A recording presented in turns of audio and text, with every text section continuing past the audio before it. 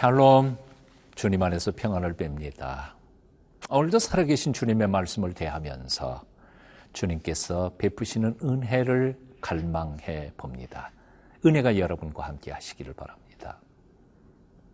예수님의 제자들이 걸어가야 할 사명의 길, 참 어떤 때에는 도저히 감당할 수 없을 만큼 고통스럽고 어려운 길일 수밖에 없습니다.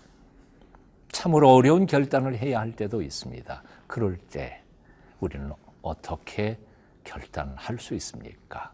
오늘 말씀 함께 또 읽어봅니다. 마태복음 10장 34절부터 42절까지입니다.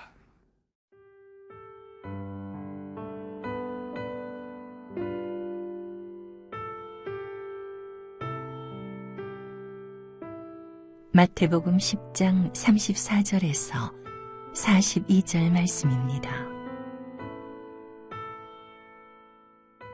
내가 세상에 화평을 주러 온 줄로 생각하지 말라. 화평이 아니요 검을 주러 왔노라.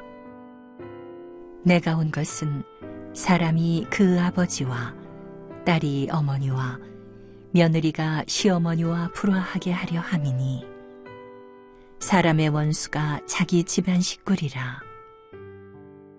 아버지나 어머니를 나보다 더 사랑하는 자는 내게 합당하지 아니하고 아들이나 딸을 나보다 더 사랑하는 자도 내게 합당하지 아니하며 또 자기 십자가를 지고 나를 따르지 않는 자도 내게 합당하지 아니하니라. 자기 목숨을 얻는 자는 잃을 것이요 나를 위하여 자기 목숨을 잃는 자는 얻으리라. 너희를 영접하는 자는 나를 영접하는 것이요 나를 영접하는 자는 나를 보내신 이를 영접하는 것이니라.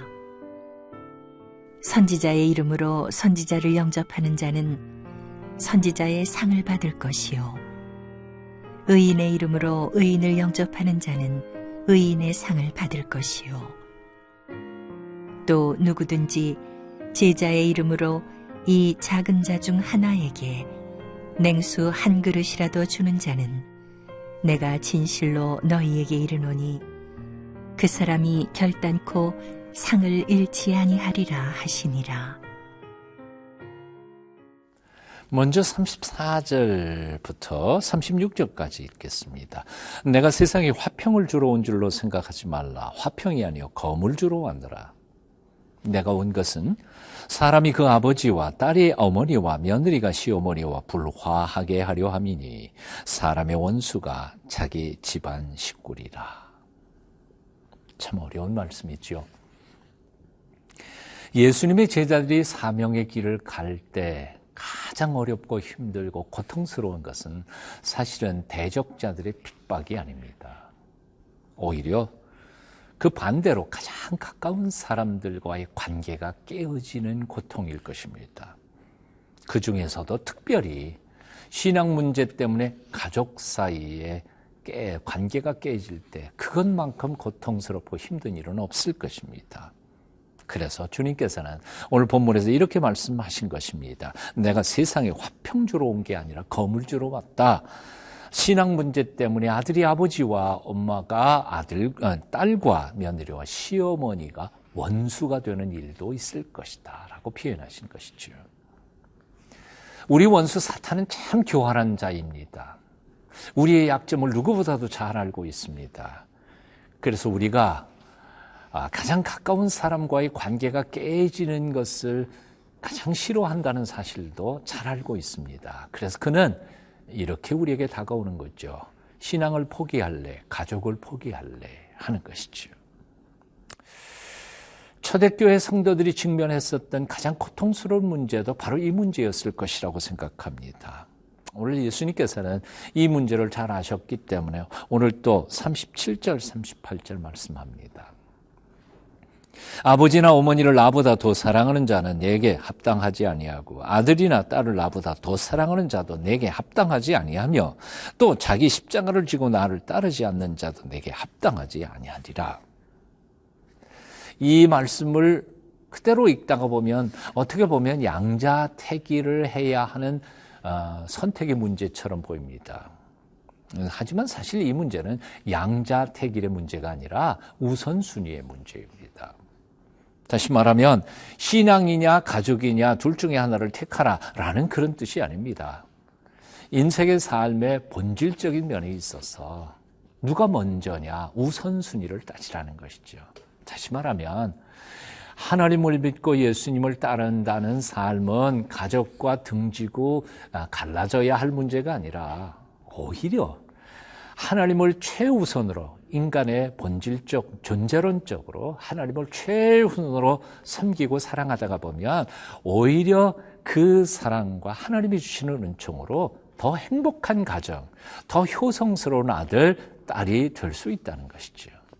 주님께서 산상수훈에서 말씀하셨던 것처럼 먼저 그 나라와 그 의를 구하라 그리하면 이 모든 것을 너에게 더하시리라 하신 말씀처럼 세상의 것들을 다 포기하라는 말이 아니라 제1원칙이신 우리의 생명의 근원이시고 시작이신 하나님을 온전히 사랑하고 섬길 때 오히려 부부관계는 더 행복해질 것이고 부모와 자식 간에는 더 행복해질 것이고 가정은 더 복될 것이라는 것입니다. 그런데도 우리의 원수 마귀는 사탄은 아주 교묘하게 이것을 마치 양자택일에 하나를 취하면 다른 것을 버려야 하는 것처럼 우리를 유혹하고 잘못 해석하게 만듭니다. 주님의 말씀은 그런 뜻은 아닙니다. 먼저 누구냐? 하나님을 먼저 택하고 신앙을 우선순위로 둘 때 우리는 오히려 하나님이 주시는 은혜와 믿음과 하늘로부터 베풀어 주시는 평화와 능력으로 더 아름다운 가정, 더 복된 부부관계를 이어가게 될 줄로 믿습니다. 먼저 그 나라와 그 의를 구하십시오. 신앙 먼저, 하나님 먼저 찾으십시오. 나머지는 그분이 책임져 주실 것입니다.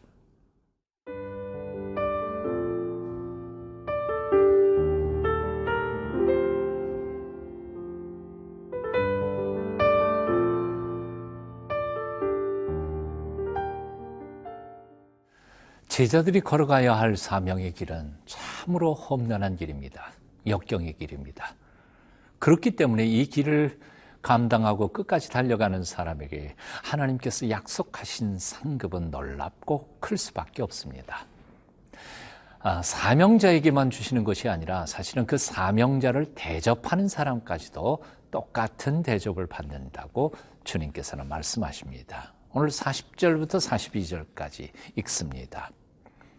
너희를 영접하는 자는 나를 영접하는 것이요 나를 영접하는 자는 나를 보내신 이를 영접하는 것이니라. 선지자의 이름으로 선지자를 영접하는 자는 선지자의 상을 받을 것이요 의인의 이름으로 의인을 영접하는 자는 의인의 상을 받을 것이요 또 누구든지 제자의 이름으로 이 작은 자 중에 하나에게 냉수 한 그릇이라도 주는 자는 내가 진실로 너희에게 이르노니 그 사람이 결단코 상을 잃지 아니하리라 하시니라. 아멘. 여기 오늘 본문에서 예수님께서는 아주 강하게 강조하고 있습니다. 진실로 너희에게 이르노니 결단코 상을 잃지 않으리라. 하나님께서는 그 제자의 사명의 길이 어려운 만큼 그래서 그것을 감당한 사람들에게 주시는 축복도 엄청나게 예비해 놓고 계십니다. 그리고 그를 돕는 사람들에게도 같은 복을 예비해 놓고 계십니다. 그러므로 여러분 어려운 길이지만 힘들고 또 고달플 때 심지어는 가까운 사이의 관계까지 깨어지는 고통스러운 길이기도 하지만 끝까지 견뎌 하나님의 영광을 드러내는 하나님의 사람들이 되시기를 바랍니다. 끝까지 최선을 다하여 충성을 하십시다. 하나님께 영광을 돌리고 세상을 복되고 아름답게 만들어가는 하나님의 거룩한 백성이 되시기를 축원합니다. 결단코 그 상을 잃지 않게 되실 것입니다. 기도하겠습니다. 우리가 가야 할 사명의 길이 얼마나 어려운지를 잘 아시는 주 예수님, 매 순간 본질이 아닌 것을 버리며 최우선순위로 하나님을 섬기는 삶이 연약한 우리 인생들에게는 얼마나 힘든 삶인지를 잘 아시는 우리 주님, 우리가 이 길을 끝까지 최선을 다하여 살아가도록 우리를 붙잡아 주시옵소서. 사탄의 유혹에 넘어가지 않고 매 순간 최상의 선택을 하며 주님을 기쁘시게 해드리는 삶을 살도록 우리를 인도하여 주시옵소서. 예수님의 이름으로 기도합니다. 아멘.